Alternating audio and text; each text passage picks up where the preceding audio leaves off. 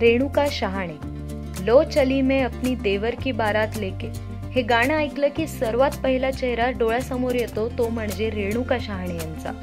हसरा, गोड चेहरा, चैतन्यमय वावर आणि उत्तम अभिनय कौशल्य यांच्या जोरावर त्यांनी 3 दशकापासून प्रेक्षकांवर राज्य केलं. त्यांचा जन्म 7 ऑक्टोबर 1966 रोजी मुंबई सेंट्रल येथील शिवाजी पार्क इथे झाला. रेणुका शहाणे यांचे वडील विजय कुमार हे इंडियन नेव्हीमध्ये लेफ्टनंट कमांडर म्हणून कार्यरत होते, तर त्यांच्या मातोश्री शांता गोखले या प्रसिद्ध लेखिका, पत्रकार आणि समीक्षक होत्या. त्यांना गिरीश नावाचा भाऊही आहे. रेणुका यांच्या आई वडिलांचा घटस्फोट झाल्यावर फिल्ममेकर अरुण खोपकर यांच्याशी त्यांच्या आईने विवाह केला. गिरीश शहाणे हे रेणुका यांचे बंधू, लेखक आणि समीक्षक आहेत. राजा शिवाजी विद्यालयातून त्यांनी प्राथमिक शिक्षण घेतलं, तर सेंट झेवियर्स कॉलेज इथून त्यांनी मानसशास्त्र विषयात शिक्षण घेतलं. शिक्षण झाल्यानंतर त्यांना PhD करायची होती, मात्र आधी त्यांनी ब्रेक घ्यायचं ठरवलं. नेमकं त्याच वेळी त्यांना लाईफलाईन या मालिकेसाठी समोरून चालून ऑफर आली. या मालिकेसाठी त्यांनी सहाय्यक दिग्दर्शक म्हणून काम पाहिलं. हाच सुनबाईचा भाऊ हा त्यांचा पहिला मराठी सिनेमा ठरला. लक्ष्मीकांत बेर्डे हे त्यांचे यात सहकलाकार होते. हम आपके है कौन हा त्यांचा आयुष्यातला मैलाचा दगड होता. त्यांची भूमिका प्रेक्षकांना खूपच आवडली. रेणुका शहाणे हे नाव अगदी घरोघरी पोहोचलं. या भूमिकेने त्यांना अफाट लोकप्रियता मिळवून दिली. मनी या तेलुगू सिनेमातील त्यांनी साकारलेली भूमिकाही प्रेक्षकांना खूप आवडली. या सिनेमाने त्यावेळी तिकीट बारीवर जबरदस्त कामगिरी केली. अबोली चित्रपटात त्यांची प्रमुख भूमिका होती. त्यांची भूमिका गाजली आणि त्यांना फिल्मफेअरचा सर्वोत्कृष्ट अभिनेत्रीचा पुरस्कारही मिळाला. मासूम या हिट सिनेमात त्यांनी प्रमुख भूमिका साकारली. माझा छकुला या सिनेमाचा हा रिमेक होता.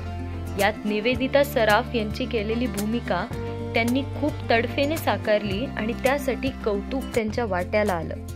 टुन्नू की टीना या NFDCच्या सिनेमातही त्यांनी काम केलंय. दुसरी गोष्ट, या चंद्रकांत कुलकर्णी दिग्दर्शित सिनेमामध्ये त्यांनी सहाय्यक भूमिका केली. महाराष्ट्राचे माजी मुख्यमंत्री सुशील कुमार शिंदे यांच्या जीवनावर हा सिनेमा आधारित होता. अकल्पित या सायकोलॉजिकल थ्रिलर सिनेमात त्या डॉक्टरच्या भूमिकेत दिसल्या. बकेट लिस्ट या हिट मराठी चित्रपटात त्यांनी मिसेस देशपांडे ही सहाय्यक भूमिका साकारली. सर्कस मालिकेतही त्या होत्या. शाहरुख खान आणि त्यांची या मालिकेत रोमॅन्टिक जोडी होती. सुरभी हा कार्यक्रम म्हणजे रेणुका शहाणे यांची जणू ओळखच. आज या कार्यक्रमाला कित्येक वर्ष उलटून गेल्यावरही रेणुका शहाणे म्हणजे सुरभी आणि सुरभी म्हणजेच रेणुका शहाणे असं समीकरण आजही प्रेक्षकांच्या मनात आहे. या कार्यक्रमाने त्यांना घरोघरी पोहोचवलं.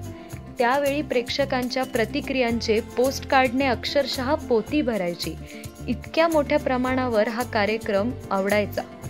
इम्तिहान या मालिकेत त्यांनी अत्यंत सक्षम पात्र साकारलं. जुनून या 500 पेक्षाही अधिक भाग झालेल्या मालिकेतही त्यांचा सहभाग होता. घुटन ही त्यांची आणखी एक महत्त्वाची मालिका. रेणुका शहाणे यांनी मराठी आणि हिंदी व्यतिरिक्त गुजराती नाटकात सुद्धा काम केलंय. रेणुका यांचं कार्यक्षेत्र केवळ अभिनयापुरतंच मर्यादित नाही, तर त्यांनी काही सिनेमांचं दिग्दर्शनही केलंय. रीटा हा त्यांचा दिग्दर्शिका म्हणून पहिला सिनेमा. त्यांच्या आई शांता गोखले यांच्या रीटा वेलिंगकर या कादंबरीवर आधारित हा सिनेमा होता. पल्लवी जोशी यांनी यात शीर्षक भूमिका साकारली होती. सिनेमा चर्चेत राहिला, पण त्याला म्हणावं तसं व्यावसायिक यश काही मिळालं नाही. त्रिभंगा हा अलीकडेच आलेला त्यांचा सिनेमा. या सिनेमासाठी त्यांनी लेखन आणि दिग्दर्शन अशा 2 जबाबदाऱ्या पार पाडल्या. या सिनेमाची कल्पना त्यांना 2014 मध्येच सुचली होती. त्या आणि त्यांच्या आई यांच्यातील नात्याचा बेस या सिनेमाला होता. रेणुका यांच्या दिग्दर्शनाला आणि कलाकारांच्या परफॉर्मन्सला उत्तम दाद मिळाली. झलक दिखला जा या रिअलिटी शोच्या 4थ्या पर्वात त्या सहभागी झाल्या. फू बाय फू मध्ये त्यांनी परीक्षक पद सांभाळलं होतं. कॉमेडीची बुलेट ट्रेन मध्येही त्यांनी परीक्षण केलं. बँड बाजा वरात या हटके मराठी शो मध्येही त्या जज होत्या. रेणुका सामाजिक कार्यातही सहभागी होतात. वेळोवेळी सामाजिक प्रश्नांवरही त्या आवाज उठवत असतात. प्रसिद्ध दिग्दर्शक विजय केंद्रे यांच्यासह रेणुका यांचा विवाह झाला, मात्र लग्न फार काळ टिकलं नाही. पुढे आशुतोष राणा या प्रसिद्ध अभिनेत्याबरोबर त्यांनी आपली लग्नगाठ बांधली. त्यांना शौर्यमान आणि सत्येंद्र अशी 2 मुलं आहेत. गोड हसऱ्या चेहऱ्याने समोरच्याला प्रफुल्लित करणाऱ्या रेणुका शहाणेंचा आज जन्मदिन. त्यानिमित्त त्यांना बायोस्कोप आर्ट्स कडून मनःपूर्वक शुभेच्छा. तुम्ही रेणुका यांचा कोणता प्रोजेक्ट पाहिला आणि त्यांचं तुम्हाला काम कसं वाटलं हे मला कमेंट करून नक्की कळवा.